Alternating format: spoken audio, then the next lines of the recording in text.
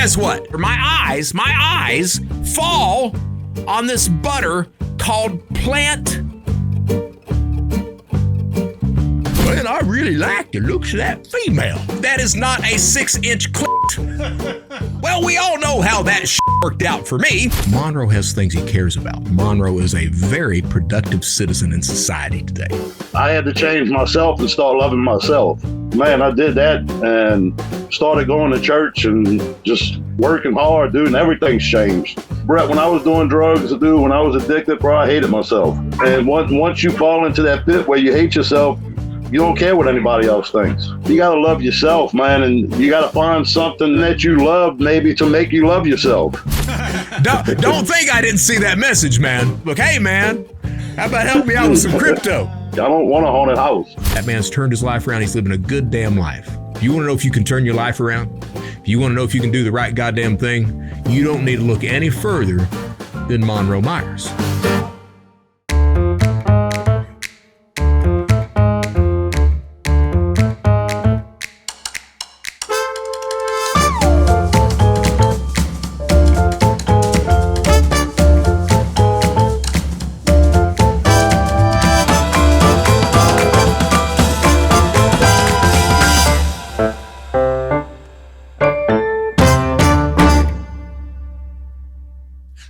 Brett Johnson, former United States Most Wanted Cybercriminal, now good guy, and host of the Brett Johnson Show. On today's episode, guess what? I gotta tell you, I am happier than a pig in pig shit. I'm talking to Monroe Meyers once again. I absolutely love that man. Why am I talking to him? Because he's outstanding. That's why I'm talking to him. Before we get there, though, you know, we've got a couple of segments we've got to cover. We've got to bitch, moan, and complain about some stuff. We got to talk about some stuff from the headlines, and we've got to do the art of accountability. Before I get there, let me point out that I'm wearing another Rain Spooner shirt today. Yes, I'm trying like hell to make sure that Rain Spooner notices me and sends me some free shirts because these motherfuckers are expensive. This one is the South Park shirt. That's right, hidey-ho motherfuckers. Now, before we go any further, let's bitch, moan, and complain about something. I hate them all. There ain't no f***ing way. You don't want to hear about this bullshit. Bitch, moan, and complain. You are full of poo. All right, on today's bitch, moaning, and complaining segment. So here's the thing. There's more than enough stuff on this planet, actually every single day, sometimes every single hour, that I can bitch, moan, and complain about. I say that because what I do on the show notes, before we do this show, I'll sit down and I'll actually think about some stuff that Bretty, me, would like to complain about, and I'll send it over to Shayna, and probably she looks at it and says, what is this motherfucker going to talk about today? That said, there's something I want to add to that today. I was over at Publix just a few minutes ago. For those people who are not in the South, Publix is a grocery store that likes to be very fucking expensive. I tend to only go in there because for bread and stuff like that. When I say expensive, it's about 30% higher than Walmart. It's the same shit. It's the same chickens. It's the same cows that they're killing. But I go in there, and while I'm in there, I'm walking down the aisle. I walk past the dairy aisle, and I make the mistake of glancing at the butter. And as soon as I glance on the butter, my eyes fall on this butter called plant butter. Let me tell you something. There's no such thing as plant butter. Butter comes from moo cow fuck milk.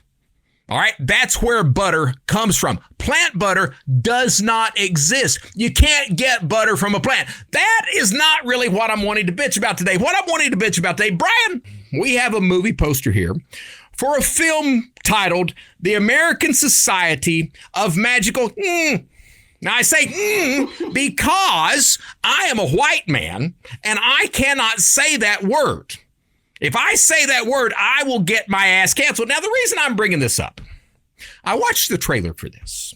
The trailer is not bad. The trailer is about these magical that their entire job, it's like Harry Potter, but their entire magic is about making white people uncomfortable. I got to tell you, someone like me, I can't go see that movie because what am I supposed to say when I walk up to the ticket counter and ask for a ticket? I can't say that word. More than that, if I were to pre-buy my tickets, I live in Birmingham, Alabama. The population is over 50% African American.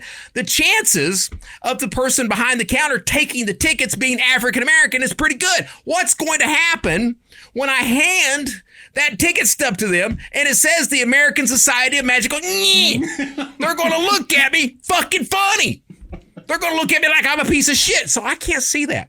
I can't see that. Now, when I was thinking about this, it occurred to me, films like Blazing Saddles, all right, where you've got Gabby Johnson as the sheriff, Lamar Headley. It's not Heady, it's Headley Lamar. Whatever his fucking name is, as he is riding into the town. And Gabby Johnson is on top of the roof looking out for the sheriff, and he sees the sheriff. The town is down there having a parade. They've got the band playing and everything else, and Gabby tries to tell the town what's going on because the town is sparkling white. Gabby yells at them, "Hey, the sheriff is a nick!" Someone down in the town says, "What are you saying? The sheriff is near!" And Gabby says, "No, Gabby. The sheriff is a nick! Of course, the sheriff rolls into town. The music ceases immediately. They've got this welcome sign there. They pull that, the sign disappears. And it's a hell of a fun film for those who don't know. There's another scene where Mel Brooks, I guess he's the governor, and the sheriff is there. The African-American sheriff is there. And he didn't know the sheriff was black. So he thinks he's got his henchman there, Harvey Korman. He thinks he's got his henchman there, and Have you gone berserk? Can't you see that man is a nick? and he stops right there. He's like, "Excuse me." He walks in back, grabs Hedy Lamarr. He says, "Are you crazy? Can't you tell that sheriff is a nick?" It kind of upsets me that there are films like that I've got to say, I would go and see this film. I looked at the Rotten Tomatoes score. It's not great. Now, if you want a good film, a good film, I did watch The Blackening. It's a horror comedy, and it is absolutely amazing. I laughed my ass off all the way through that. Just between me and you, I did download the American Society of Magical, all right, because I can't buy a ticket, because I don't really want to pay to stream it because the Rotten Tomatoes score sucks. So I downloaded it. I will update on what that is. Now, that is not the only thing I want to complain about today. What I also want to complain about, I read this article about this transgender runner that it was in New York. Now, they call them CIS females. I'm going to say just females. This transgender runner was competing against females. And the transgender beat the ever-loving shit out of them in a track, running, to the tune of setting or breaking 2 New York track records. All right? Now, here's the thing. I really don't give a shit what you want to refer to yourself as. I don't. Typically, I will, even if you are, transgender and you want me to refer to you as a her when I know that you're a he, or you want me to refer to you as a he when I know that you're a her, I will tend to do that. That doesn't mean I believe that bullshit. Okay? It's not like the crying game where everything's going to work out fine. It's not. All right?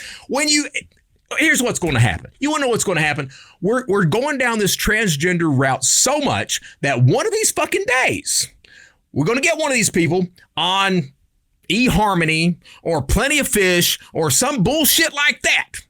And they're going to look like a female, but they're not. And then some guy is going to say, "Man, I really like the looks of that female." And they're going to start talking. And they're going to develop a relationship. And then they're going to start dating. And then after a while, it's going to get to the part where, "I think I want to take her to bed. She is so hot." So he's going to take her to bed. And then is the crying game moment. And let me tell you, that is not a 6-inch clit. What happens then? You're going to get somebody hurt. And then what's going to happen? Then they're going to scream that this guy, he was a bigot. He was just homophobic. He's not homophobic. He was not expecting a 6-inch clit. That wasn't. I'm just saying. I'm just throwing that out there. You know what? This sports shit. I watched this video on YouTube of this guy who was identifying as a female, and he steps into the octagon. That's right, UFC against a female. And guess what the fuck happened? He literally broke the female's face. All right? He broke her face. We got to have some degree of common sense in this nation. And I've got to tell you, it looks like we friggin' don't. Now, that's not the only thing I want to complain about today. Let's talk about the Cybertruck. Why? Because Elon Musk, in his infinite wisdom, continues to not only drive Twitter in the fucking dirt, but it looks like Tesla is quickly following suit. And I got to tell you, those who have listened to me, you know I am not an electric car fan. I am not. I like a big, powerful V8. That's what I like. Something that rumbles. Something that I can put gasoline in. Something that if I get into a police chase, I don't have to worry about the battery fucking dying. Not that I'm saying I'm going to get in a police chase, but you guys know my history. You know what has happened. Turns out that the Cybertruck has a few fatal flaws. They've stopped deliveries of the goddamn thing. Why? Well, turns out it will accelerate at full force without someone having to put down the pedal. It also turns out that there are people who drive the thing on the highway. They don't hit the brakes, but by God, it stops suddenly just to be, Teslas.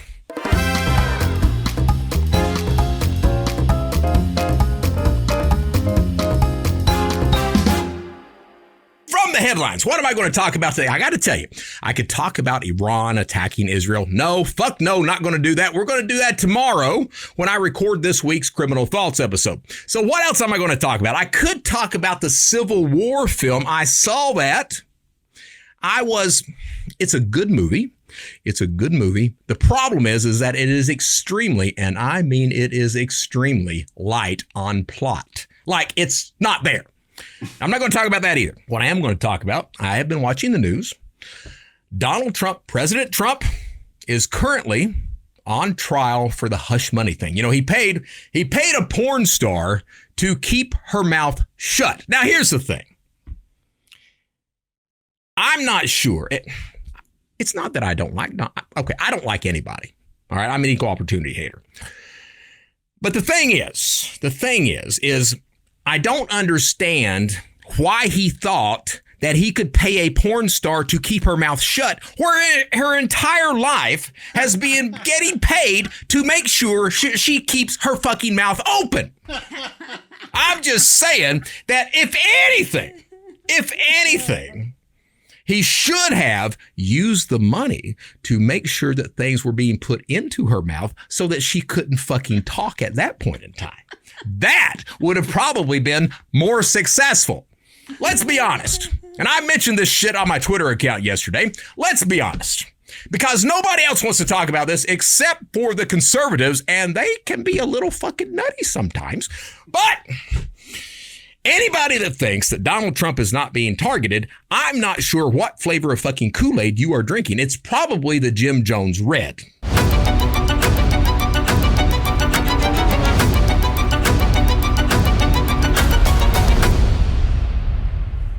All right, on today's Art of Accountability segment, and you can tell that today's episode is a high energy episode. And why is it a high energy episode? Because, again, I am beyond ecstatic to be talking to Monroe Meyers. Before I get there, Art of Accountability. When you leave prison, or when I left prison, federal prison, they brought us all in for these exit classes. And they sit your little happy ass down because you're getting out. And they tell you everything's going to be all right. You need to come up with a budget. What are you going to do? What kind of job you're going to get? Blah, blah, blah, blah, blah, blah, blah. And then they make this statement. If you find yourself a job and find yourself something you care about, you probably won't recidivate. Well, we all know how that shit worked out for me. Could not get a fucking job. Could not. went back to prison. The thing that I cared about was my cat, and I love that little fucking cat. Now, I got to say, as much as I love that little fucking cat, I got a dog right now. I didn't really realize that I was a dog man until Daisy came around. Now, Daisy, the rest of the family, they keep telling me that Daisy has a weight problem because she's weighing in at 28 pounds and she's a Chihuahua. I don't think she's got a weight problem. I think she's big boned. She's got a bit of a thyroid problem, something like that. What I'm getting at, though, because I'm talking to Monroe Meyers today. Monroe served some time, and Monroe is. I don't think that Monroe will ever go back to prison. I don't. But Monroe has a good job. Monroe has things he cares about. Monroe is a very productive citizen in society today. And I wanted to bring we've talked to Monroe before, and the past episode with Monroe, I had a blast doing that. It was basically a bullshitting sit-down conversation for about 35 minutes, and it was great. It was truly great. I wanted to talk to Monroe today to talk about, his life post-release, what keeps him out of prison, because we're doing the Brett Johnson show. And, the Brett Johnson show now is how people turn their lives around, how people become better people overall. And Monroe, I truly believe that Monroe is a picture portrait of that. So without further ado, let's talk to Monroe Meyers. Monroe, how you doing? What's up, Brett? Dude, not much. How's the job going, man? Oh, it's lovely. It's lovely. I'll probably retire when I'm about 80. About 80. Now, for those who didn't watch the show before, what are you doing for a living right now? I'm a crane service tech, build and service pedestal cranes. Pedestal cranes. And from what I understand, you do pretty damn well at that.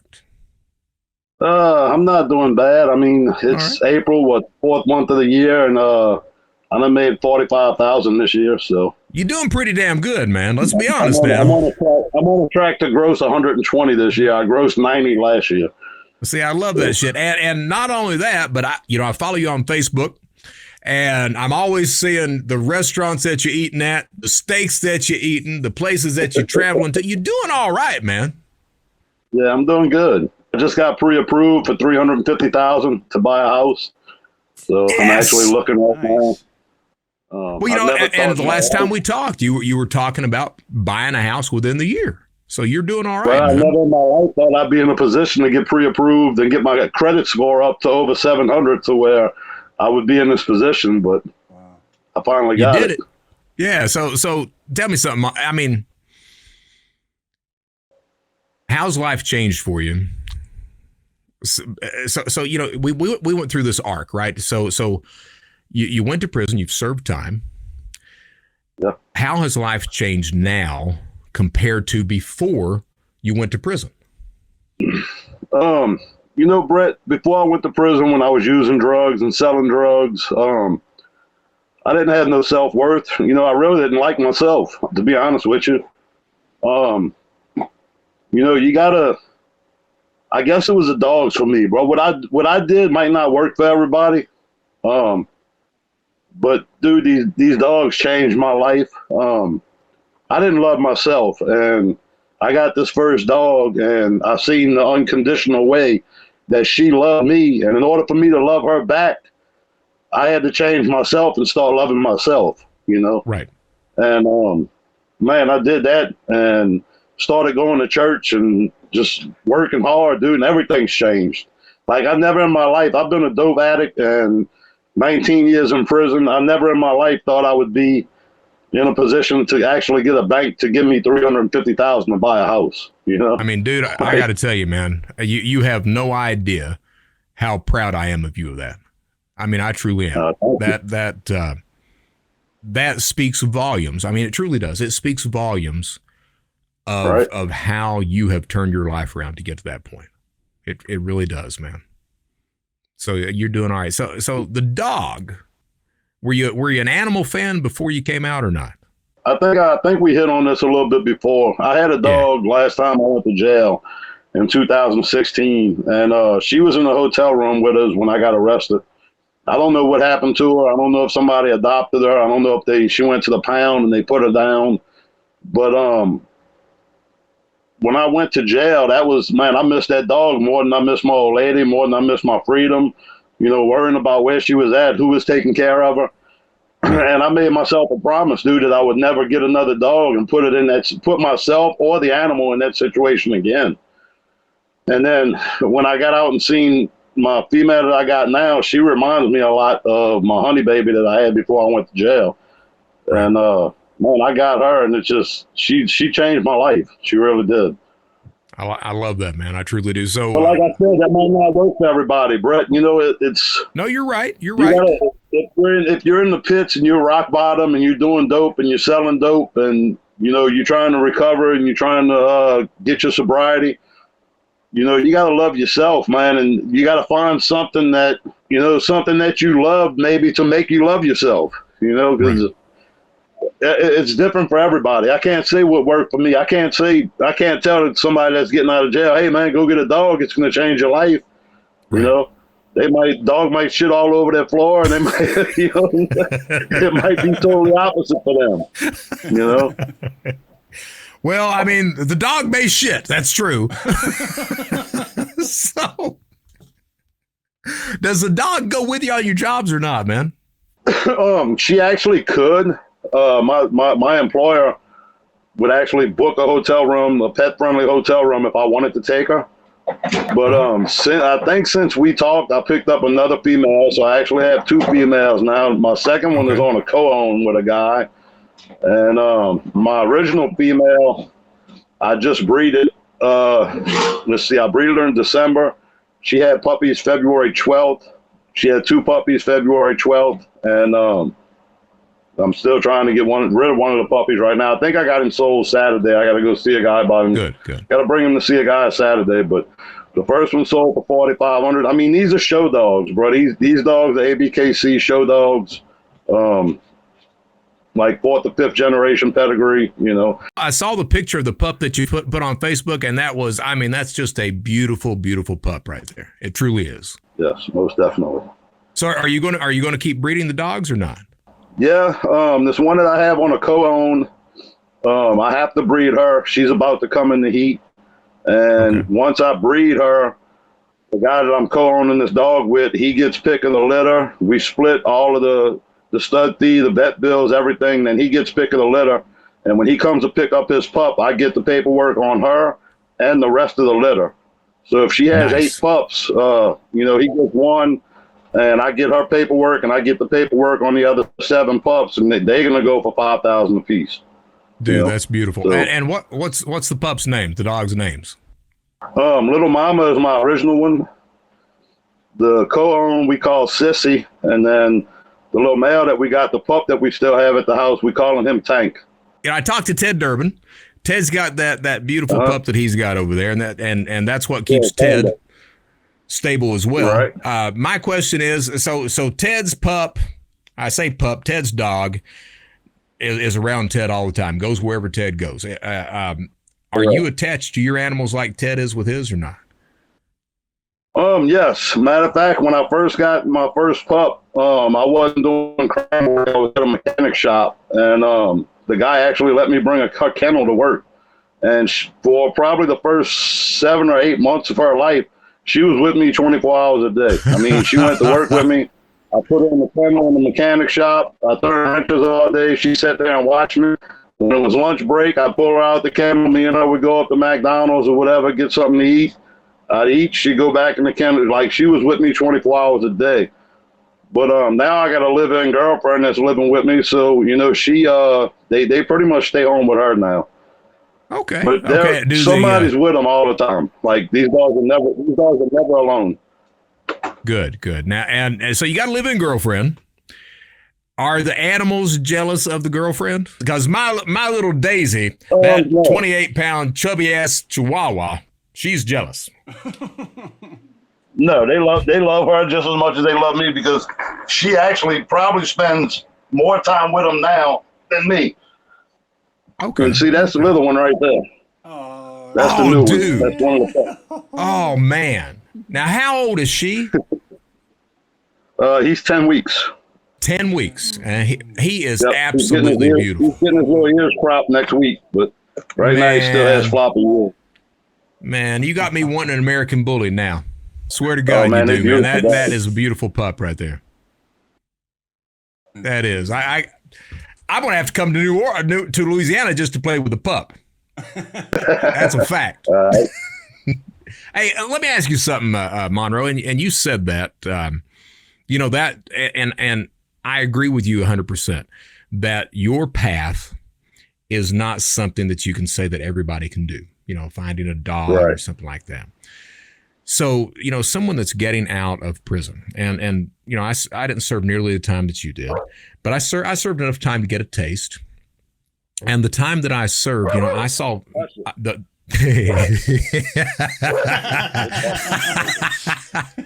the time that I served, most people that I saw that got released, they really believed that they were going to get out and be able to turn their lives around and do things right. And a lot of the time that just didn't hard, work. man. It's with this X on your back, it's hard to get a job. Yeah. I was honest with every application I filled out and actually put that I was a convicted felon. When I first got out, man, I first started going to AANA. You know, the guy asked me, he's like, "Can you stay sober for 24 hours?" Like, man, I just did 19 years in prison. Yeah, I think I can stay sober for 24 hours. And yeah, hey, bro, that's what I live by, because being a recovering addict, dude, temptations are everywhere, you know? I mean, dude, but, it hey, is. I can mean, do it you're for 24 hours, you know? Yeah. So, and you know, I don't want to dive deep into the stuff into your past problems and stuff like that, but I do want to ask what your drug of choice was back in the day. It started off as heroin when I was younger, and then this last dose, it actually turned to crystal meth. Do you know what caused you to start using those drugs? I mean, was it peer pressure? Was it just choice? I mean, what caused you to start using drugs? I think to start using it, it was just, you know, the fun of being high. It starts off as fun. Everybody likes the high feeling, escape from reality, you know, and then it turns into an addiction. And then it's hard to stop. Once it becomes that physical addiction and that mental addiction, it's like a monkey on your back, and it's hard to get off, you know? Yeah. You gotta, I mean, dude, down here there's drug court and there's all kind of stuff the judges are doing, and they sending these guys to. And man, until somebody's actually willing to quit, like deep down in their heart, willing to give it up, I mean, you could send these guys wherever you want to send them. If they're not ready, they're not ready. You know, it's something that somebody has to say. You know what? I don't want to do this anymore. I don't want this life. And that's something I think that's very important. What you're talking about there is that you know, you can have family members, you can have friends, you can have even law enforcement to that degree, or whoever it may be. You can have all these people that want to see you do the right damn thing. But unless you actually choose to do that, it'll never work.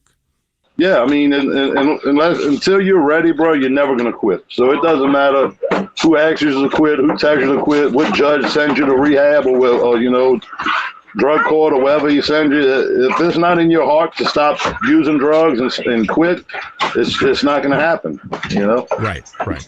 I've seen people, and I continue to see people that get out of prison.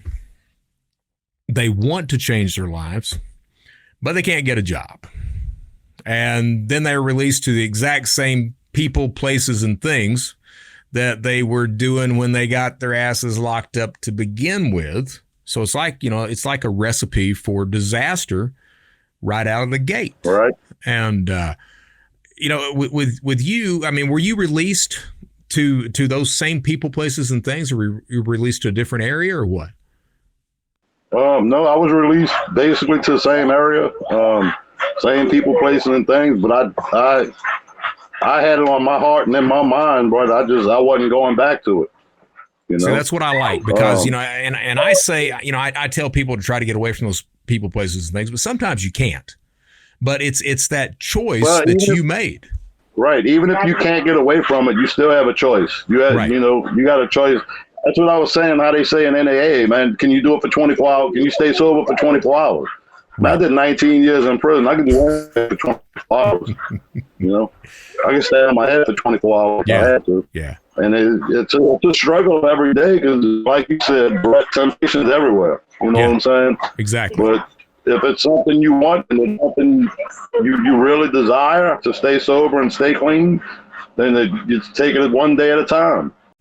The way that you're putting things and talking through things it's something that I can't do. All right, I can't. I'm a good talker, but I can't put it the way that you're putting it right now. I would ask, what would you say to people that maybe they're coming out of prison, maybe they've not been to prison yet, maybe they've just not done enough bullshit to get on law enforcement's radar to go to prison, but these people are they're going down that path, they're going down that fucking path. What would you say to people that are the first doing thing I that? tell them, bro, is you gotta love yourself. You know what I'm saying? Yeah. Love yourself, believe in God, get in church. I mean, if you don't love yourself, Brett, when I was doing drugs, when I was addicted, bro, I hated myself. And once you fall into that pit where you hate yourself, you don't care what anybody else thinks, Right. I try every day, Brett. Every day I try to do something a little bit different, bro, to make myself a better person, a better man than I was yesterday. And that's, I say that same stuff. I try every single day to be better than I was the day before. And sometimes I even succeed, sometimes. Right. Sometimes you do. Sometimes. And it feels good, man. It does. It feels good.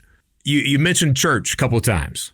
And recently on my show, I've had the past 3 or 4 shows that have talked about the importance of church in some aspect. Would you talk to me a little bit about how church and, that moral compass, the people that are there, how that has helped you turn your life around? Man, I'm gonna be honest with you. I go to a church that my cousin introduced me to, and I've been in church my whole life, dude. I was raised Catholic. I done been to communion.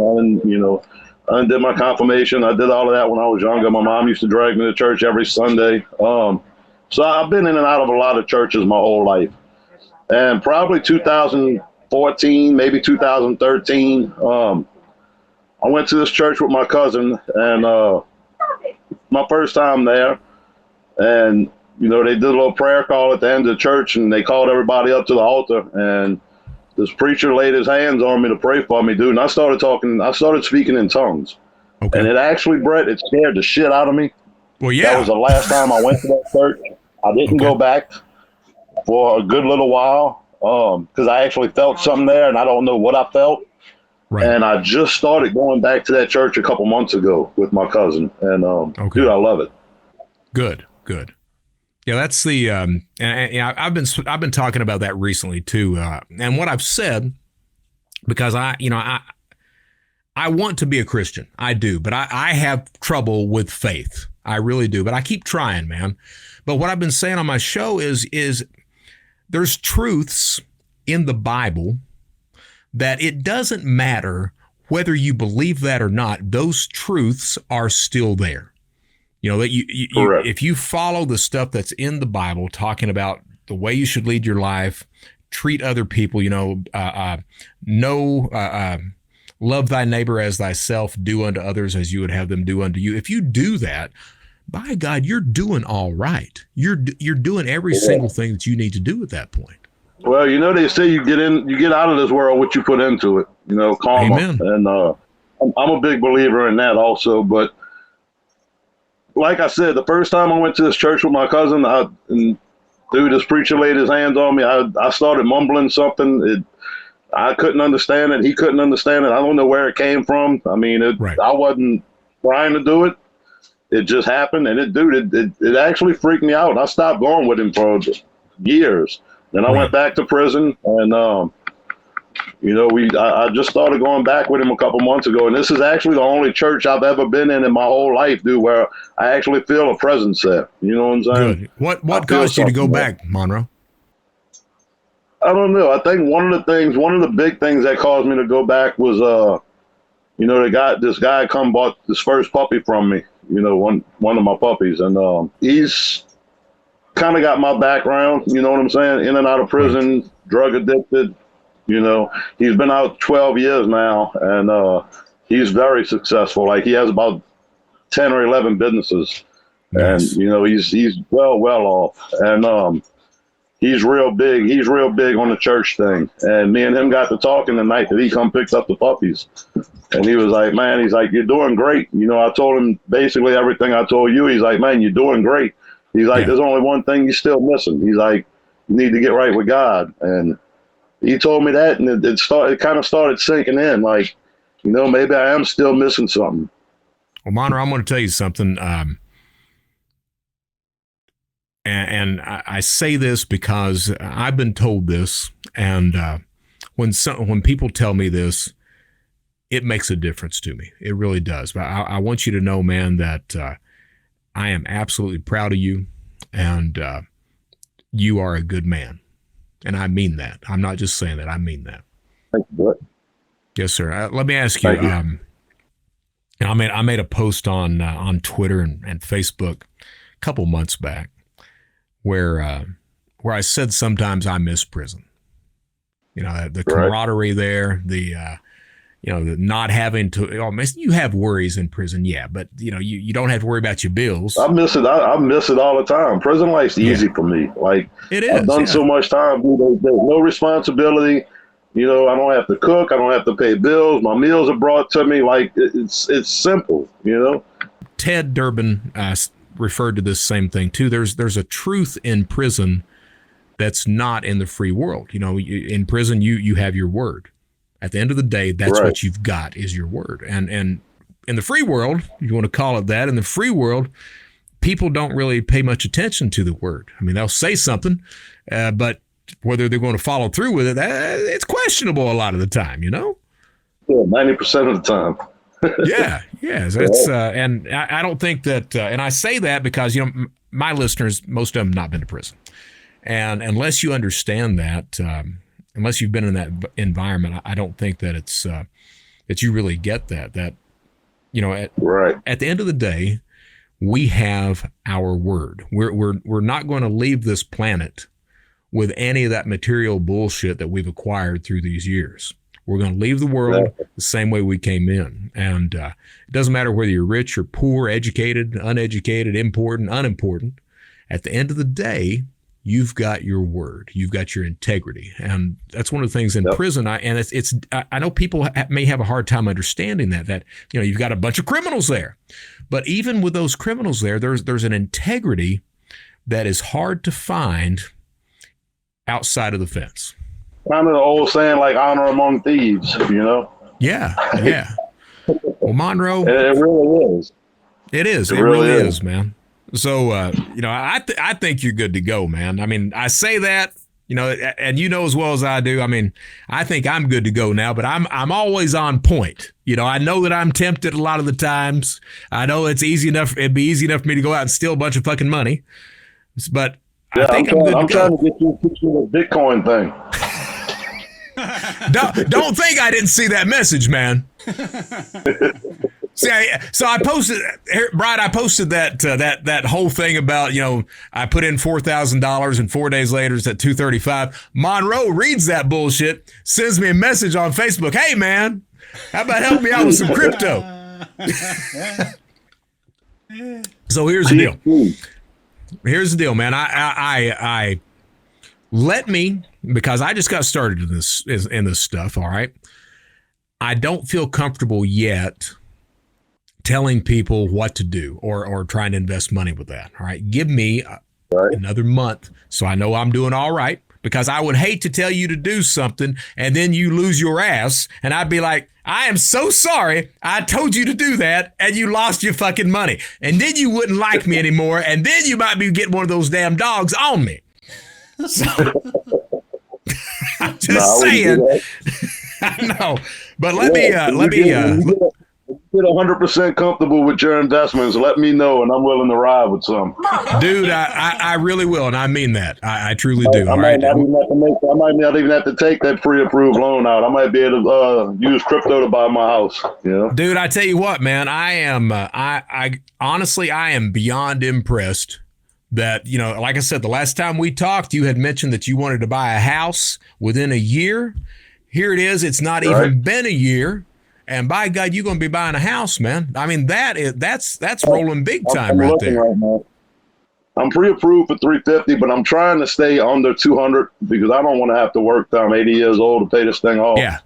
So I'm trying to stay under 200. And the real estate agent, all these houses she's sending me, they were built like 50 and 60 years ago. And I'm like, I don't want a haunted house.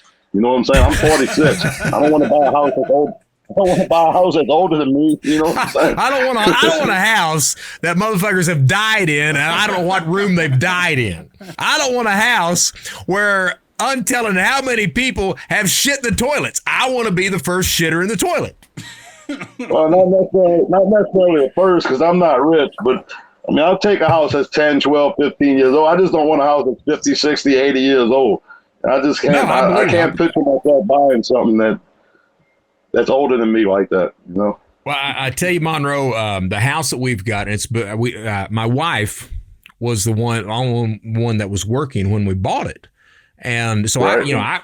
Brett, I couldn't get a fucking job, could not. So Michele, she was the only one that was working, and the only house that we could afford was built in 1968. So it's one of those 50-year-old homes that you're talking about. I got to tell you that there are times when it's a nightmare. From what I heard, bro, with your computer skills, you don't really need a job. Well, I mean, if I'm stay legal, I need a job. If I don't stay legal, well, maybe not. But I like the idea of not having to poo in front of other men, because that's the jail experience right there. There's a certain security and comfort in knowing that I can go to the bathroom, strip off all my clothes, sit on the toilet, and not have to worry about anyone coming in. Right. So I still gotta have it, dude. I'll go to the bathroom at the house sometime, and I'll pull one leg out my pants.